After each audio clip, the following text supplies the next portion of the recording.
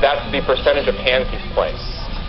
So he's been playing about 2 out of 3 hands. So he's been in a lot of pots.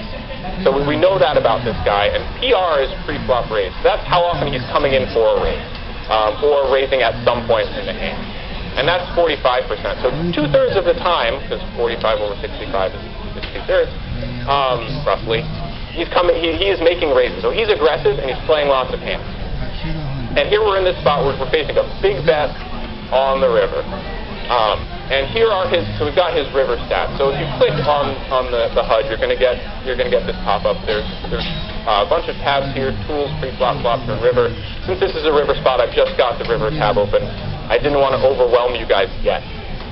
And we can see his bet stats. So on the river, in our entire sample, he's had 8 chances to bet the river, and he bet 3 of those chances. And I'm going to tell you that that number is completely and totally irrelevant to this situation, because we can also see this number for C-bet. Now, C-bet is a poker term called a continuation bet. That means that a player has been aggressive the entire hand up till now. So C-bet on the flop, he was the last raiser pre-flop, he gets a chance to open the action on the flop, and he does. That's a flop continuation bet. A turn continuation bet, he made a flop C-bet, and he now has a chance to bet on the turn. He makes a turn bet. So that's a turn C-bet. A river C-bet is he makes a turn C-bet, and now he has a chance to bet the river. And we have never, not once, seen him get a chance to make a river C-bet. So if we tried to use this 38% here, and we said, well, he only bets 38% of the river, so he must have a really big hand here, we would be basing it on wrong information, because he could have gotten to the river in any way for these bets to count. He could have been calling down in position, and then it was checked to him, and that would count. He could have been raising. He could have raised pre-flop, checked the flop, checked the turn. That would count. Any combination. And his hand strength is going to be vastly different those times he has bet the entire way than those times where he's done other things. So since we have a sample of 0 C-bets here, these river stats are not actually that useful for analyzing this spot. You're much better off looking at the board and trying to figure out, based on his pre-flop numbers and his flop numbers, what kind of hand he gets here. I could talk about this hand a lot more, but that's kind of our point here. So now we've talked about ways that you can not get better at poker using Poker Tracker. So let's get to the interesting stuff. How do you get better at poker using Poker Tracker 4? And I'm going to say it's a 5-step process. Step 1. Use Poker Tracker 4's reports and filters to look at very specific kinds of decision points. Find those times you find interesting. Find those times where you don't know the answer. And those are the ones we're going to look. You should be looking at, because those are the ones that can help you get better at poker. The next thing to do is create mental models of the players in the specific situation. So that means you should have an idea what you think those players are doing here. Now, even though they're looking at similar kinds of decision points, you're not always going to have similar kinds of players in those hands. You might be facing, if you want to look at all times you were facing a river continuation bet, you're going to have sometimes you're against aggressive players, and sometimes you're against passive players. You're going to have times where the river made a draw come in. You're going to have times where the river paired the board. All of these are slightly different, not necessarily different enough. You wouldn't want to lump them together for point 1.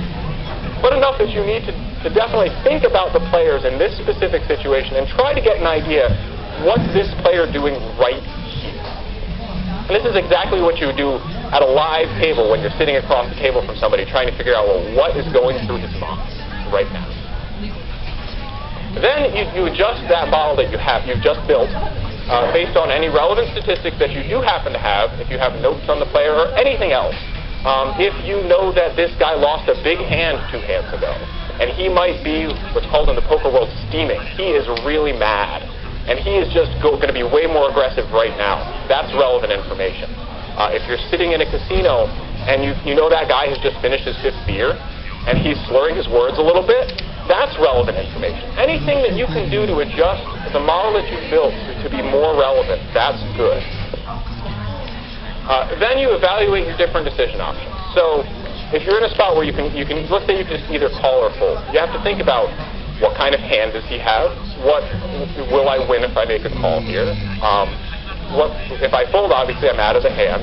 For tournaments, what chip stack will I have remaining? How does this affect everyone else's standings in the tournament?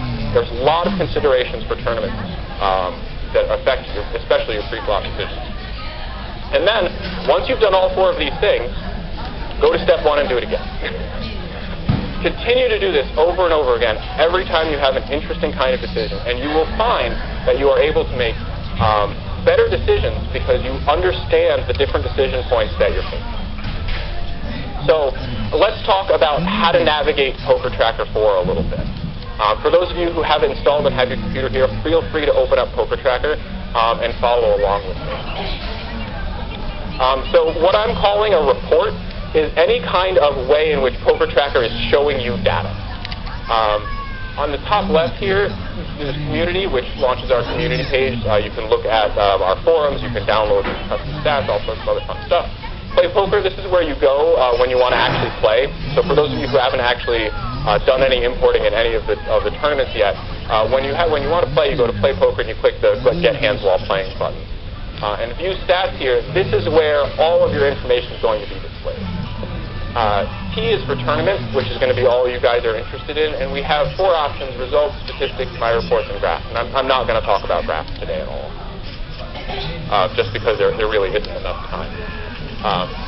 So there's this left-hand sidebar here, and some people have liked closing it to make things bigger, and you should not forget that it is there. A lot of the navigation options are in that sidebar, and there's a huge amount of value in being able to change reports.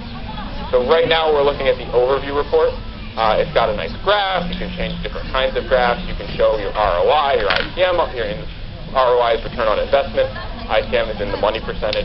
You can show those on this graph too. You can see